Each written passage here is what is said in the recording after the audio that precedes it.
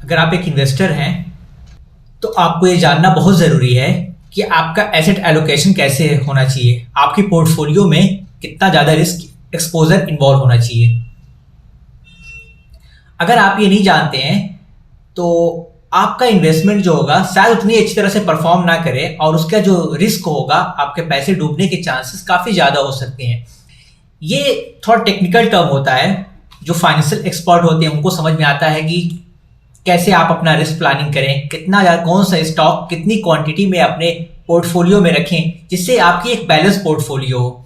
और हर इंडिविजुअल का जो रिक्वायरमेंट होती है वो उनकी एज के हिसाब से, उनकी रिक्वायरमेंट एंड ऑब्जेक्टिव के हिसाब से उनका रिस्क टॉलरेंस जो होता है और इन्वेस्टमेंट ऑब्जेक्टिव वो डिफरेंट होता है। हम किसी यूनिवर्सल फॉर्मूले को यहाँ पे नहीं लगा सकते। It's very on your income, your age and your objective. तो आज चलिए हम आपको एक कुछ थम्स रूल दे रहे हैं कि कैसे आप अपनी पोर्टफोलियो डिजाइन कर सकते हैं। सबसे पहले आप समझ लीजिए कि इन्वेस्टमेंट के दो क्लास होते हैं, एक रिस्कियर इन्वेस्टमेंट होता है, एक क्या कहते हैं सेफ इन्वेस्टमेंट होता है। रिस्की इन्वेस्टमेंट जैसे इक्विटी हो गया, रियल एस्टेट हो गया, इसमें जिसमें इक्विटी सबसे ज्यादा होता है। इक्विटी में क्या होता है कि आपका रिटर्न भी ज्यादा होता है लेकिन इसमें रिस्क इन्वॉल्वमेंट भी ज्यादा होता है। बॉन्ड हो गया, गोल्ड हो गया, रियल एस्टेट हो गया, इन सब में थोड़ा सा मॉडरेट टू लो रिस्क होता है लेकिन इनका रिटर्न भी मॉडरेट टू लो होता है। हमेशा रिटर्न का एक बहुत ही अच्छा कॉन्सेप्ट होता है कि रिटर्न जितना ज्यादा रिटर्न होगा उसके साथ रिस्क भी उतना ही इन्वॉल्व होगा। तो इसके लिए हमें क्या करते हैं कि हम एक बैलेंस्ड पोर्टफोलियो बनाते हैं जिसमें हम अपने रिस्क को मिटिगेट करते हैं और अपने रिटर्न को इनहेंस करने की कोशिश करते हैं कि कम से कम रिस्क लेके ज्यादा से ज्यादा रिटर्न कैसे हम ऑप्टिमाइज कर सके अपने पोर्टफोलियो को।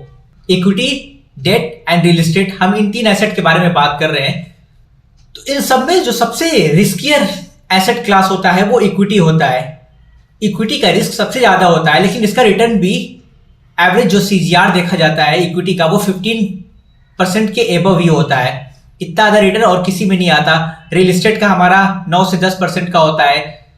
बॉन्ड हमेशा 6 से 7% के हिसाब से होते हैं। जो सबसे ज्यादा रिटर्न हमारा आता है इक्विटी में आता है, 15% के एबव सीजीआर देखा जाता है 5 ईयर्स का।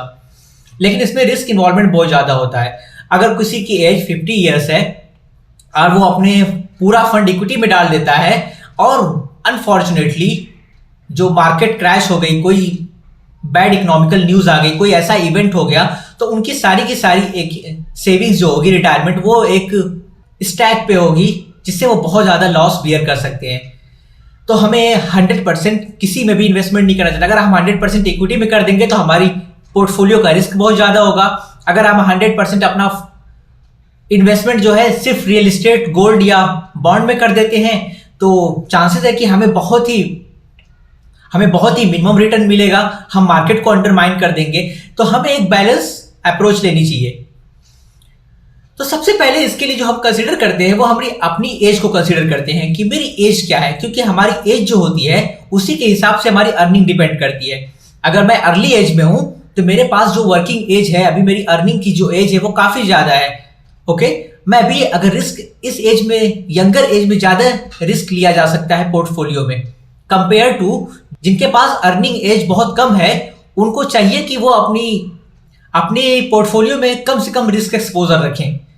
इसके लिए एक फॉर्मूला होता है कि जिसमें क्या करते हैं कि हम 100 को अपनी एज से माइनस कर देते हैं। जितना भी वैल्यू आती है उतना % इन्वेस्टमेंट हमें इक्विटी में करना चाहिए। फॉर एग्जाम्पल, मेरी एज 28 है।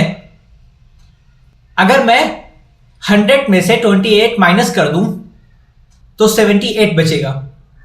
तो आई मीन कि मुझे अपने टोटल इन्वेस्टमेंट का, जितना भी मेरा इन्वेस्टमेंट है, मुझे अपने टोटल इन्वेस्टमेंट का 78% ही मैक्सिमम जो है इक्विटी में इन्वेस्ट करना चाहिए। अगर आज आपकी एज 60 ईयर्स है तो आप 60 को 100 से माइनस करेंगे तो आप मैक्सिमम जो अपना एक्सपोजर है टोटल इन्वेस्टमेंट का, एक बार मेरी ध्यान दीजिएगा, मैं टोटल इन्वेस्टमेंट की बात कर रहा हूं।